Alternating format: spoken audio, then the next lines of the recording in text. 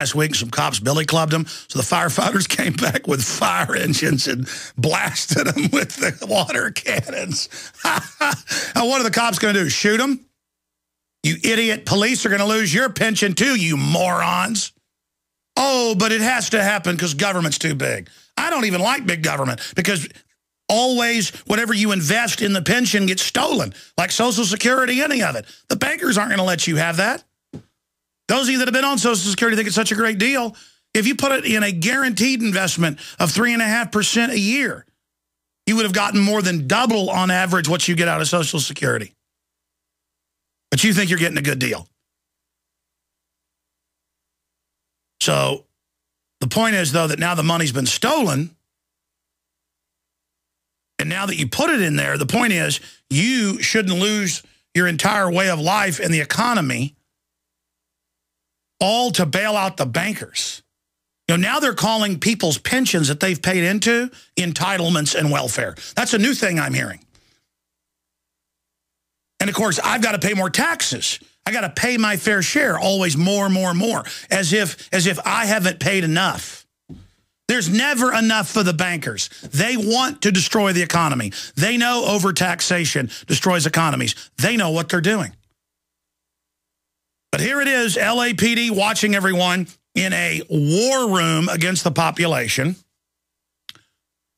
And here's the Washington Post. 10 years later, CIA rendition program still divides North Carolina town. Oh, there's some people that don't like the secret prison and whoever's taken there in black trucks and flown out. I mean, right here is a black op, black site, ghost site, death camp.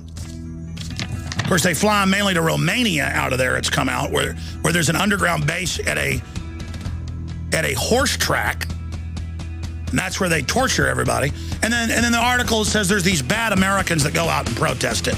I mean, because, you know, there's no camps. There's just that thing with a prison and barbed wire and aircraft. I've been telling you about eFoods Direct for... You know, I was thinking to myself, how have we gotten to this point where on the news they're saying the Pentagon will arrest you secretly and kill you if they want, or torture you. We have torture sites everywhere. We have emergency centers. We're training the military for civil unrest. We're setting up threat fusion centers. The local police are spying on you. We've got telescreens saying don't trust your neighbors. TSA at the Super Bowl and local sports events grabbing your private parts. But there's no truth to a police state or a plan to put Americans in FEMA camps. But there are secret sites where we grab people and hold them in the U.S. and put them on aircraft and fly them out of the country. And then aircraft out of this very base crash in Mexico full of pure cocaine and diplomatic immunity. I mean, that's who the government is at the top. And you've got all these naive, sheep-like feds. You know, the FBI has been here before with a subpoena dealing with somebody moronically on the comment section threatening to kill police and giving out their names and home phone numbers. Not very smart. But when they got here, they wouldn't tell me why they were here. They just had a subpoena for some IP addresses. And so, but the cops were asking me, oh, what's the, there was an Austin cop with them as well. What's the Obama poster on the wall? And I go, you know who I am? They're like, yeah, we know who you are. Well, I'm a talk show host. That's a film. They're like, oh. I'm like, oh, you're trying to imply I'm doing something wrong. So I just bowed up to them, and I said, you know the government's on record shipping drugs in congressional hearings, and the FBI people are like, no, we're not. I'm like, I don't like that the FBI has been calling here asking my office people in the last few days about the Obama deception. And it just went on from there. And I'm sitting there talking to them, and I'm going over all of the admitted crimes that are going on. Yeah, that's some new aircraft that crashed with cocaine, guys, that you've put on screen. The CIA aircraft I'm talking about was 2008. It was 4 tons of it in Mexico. But I guess that's some new aircraft. But the point is, the reason it matters is if we show some other aircraft that's crashed with cocaine, people go look that up. And then if it's not the CIA aircraft, they'll think we were showing that. and that it wasn't the one I was talking about. And then they'll say that I was trying to give them disinfo. There it is. Daily cost. CIA torture jet wrecks with 4 tons of cocaine, 2007. And then there was a Reuters report on it as well. That's where that comes from. Okay, thank you. Good job. Now, continuing here, I start lecturing him. And the guy's like, I'm getting tired of this. And it just goes on and on until I basically, after about 30 minutes, henpeck them out of the office and follow them out to their car. I mean, I've not done anything wrong. Don't come around here acting like you're high and mighty. You work for a government that kidnaps little kids and blows their heads off in snuff films on record, that kidnaps women and children by the hundreds of thousands. Oh, you don't believe me? UN report more than 1 million women and children trafficked out of Europe alone from 2001 to 2007. This is huge industrial operation.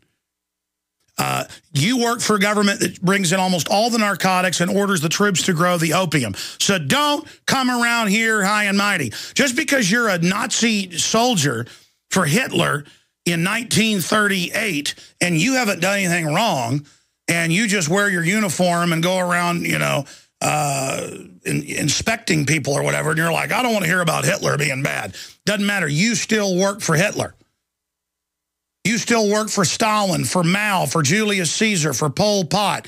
You still work for crooks. You're illegitimate, and I don't recognize you, period. You're all over TV with senators, traitorous globalists, saying, we'll arrest citizens, we'll kill U.S. citizens, we'll do whatever we want. That's why a cop pulls me over. I know I'm not speeding. I'm like, why have I been pulled over? Well, we're going to check your window tint and what's in the vehicle. I'm like, okay, so this is some kind of fishing expedition. Oh, you got any drugs or alcohol? What's in that? Okay, you just did it. Now you're getting preached at. What's in your car? What are you doing? Statistically, you're probably more criminal than I am, than the average person. I'm done. I'm not on some guilt trip. I'm not bowing down and licking your boots anymore. You got it? I'm done. And people that work for the system better stop being in denial. I am sick and tired of FBI agents, Secret Service people, they've been here a couple times, trying to, number one, act tough and intimidate me. It makes me want to throw up. They're little boys in dress up. Hey, Secret Service, you like drinking the tap water? They put a couple hundred poisons in there, buddy. You like your mommy and daddy, how they died of cancer? How about you dying early? You like the globalists killing you? We're on the march. Let me just read a few of these headlines, and we've got a guest popping in for about 10 minutes. Then I'm going to your calls for the rest of the hour, the entire second hour, and much of the third hour with Lyndon LaRouche coming up today. But here it is. 10 years later, CIA rendition, that's a kidnapping and torture center, program still divides North Carolina town. And it describes the hangars and the prison base and the barbed wire and the people being driven in and the planes landing and taking off. But there's no camps. No, they're just Rex 84, the civilian inmate labor camp program, camps we've identified, camps I've been to, newscasts where they put protesters in, the FEMA Center. I mean, I played 4 clips of newscasts talking about people put in FEMA camps at protest. I've had one of my reporters taken to a military base. People were being taken off trucks with bags on their heads. Their crime, filming police at the G20 a day after it was over, marching onto the university park at 8 o'clock at night with people out there eating hamburgers at the park and saying, get out of here. And everybody's like, but it's the university. And they attack everyone. I mean, it's so shameful to watch this type of stuff. And then I remember seeing this footage a while back and the police defended it, but it turned out the man was in a coma, a diabetic coma. He's not resisting, and they're kicking him in the head, full power, saying, stop resisting, and the guy's in a coma.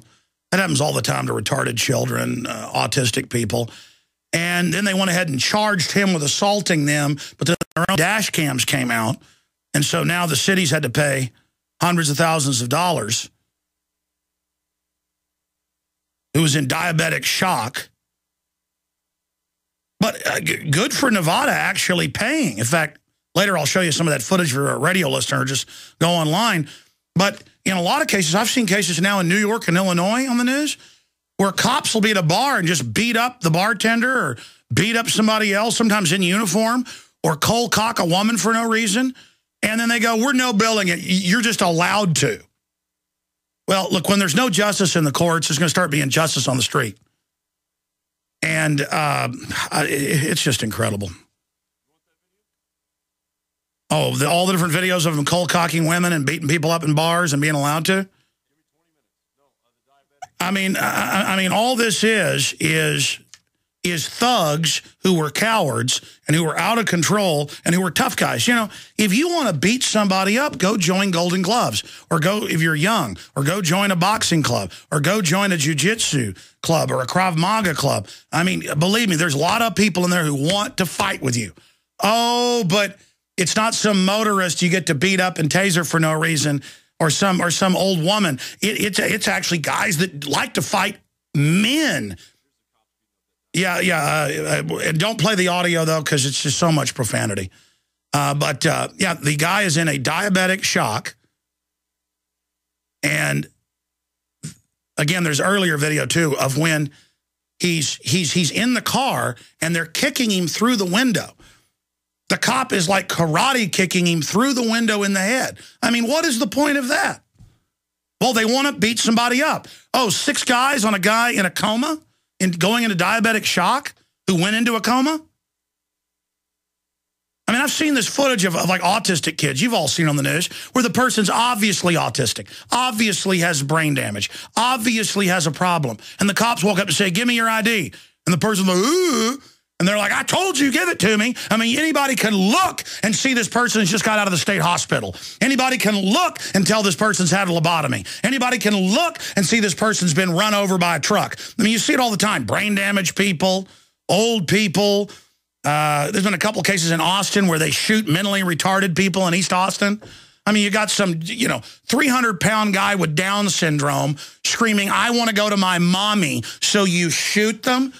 I mean, let the poor mentally retarded person run home to their mommy. Oh, you're going to show them, though. They didn't listen to you, so you're going to put a bullet in their back. Or I saw one video where the mentally retarded black guy was waving a little stick around. Oh, yeah, let's not let the mentally retarded guy cool himself down and go on about his business. Let's just go ahead and kill him. You're 20 feet away. He's got a little twig in his hand. You're a real man. You just shot a retarded person. Look, you don't need cowards on police forces. People that are so scared that they're going to use deadly force. Listen, I see cases all the time where somebody comes at a cop with a knife and they shoot him. Great, kill him. Somebody comes at with a gun, kill him, blow him away. Somebody does it to me, I'm going to kill him. Defend yourself. There's a real issue. But I've seen cases where they shoot a 11-year-old because they had a shard of glass in their hand and the cop's 10 feet away. And so you shoot the 11-year-old. I mean, or I see cases where they break a girl's arm because she didn't pick the crumbs up off the ground fast enough. And you look at these people, they're always big, pot-bellied bullies. And again, I've run into a lot of police. I've got family that are police. They're nice. They're into farming, ranching, hunting, and they're tough guys, and they're not looking for trouble. But more and more, they're hiring these cowards. I'll say it right now, and I know that's not. It's a stereotype, but what is it with women police? Some women police are great, but the few problems I've had with police is it's women because they've got something to prove. They're scared. They're going to show you. They're going to show you they're the boss, and they're looking to get in somebody's face, and they're looking for trouble. All right, I'm already ranting here. Just during the last few breaks, I was watching the latest police brutality videos, and look, they're so amped up. Yeah, there it is. Family furious after Calumet City police shoot, kill boy with autism. How old is that little kid? I see this all the time. I see this all the time. And it's scary. I mean, it's scary. All right, that's enough. We're going to go to our guest.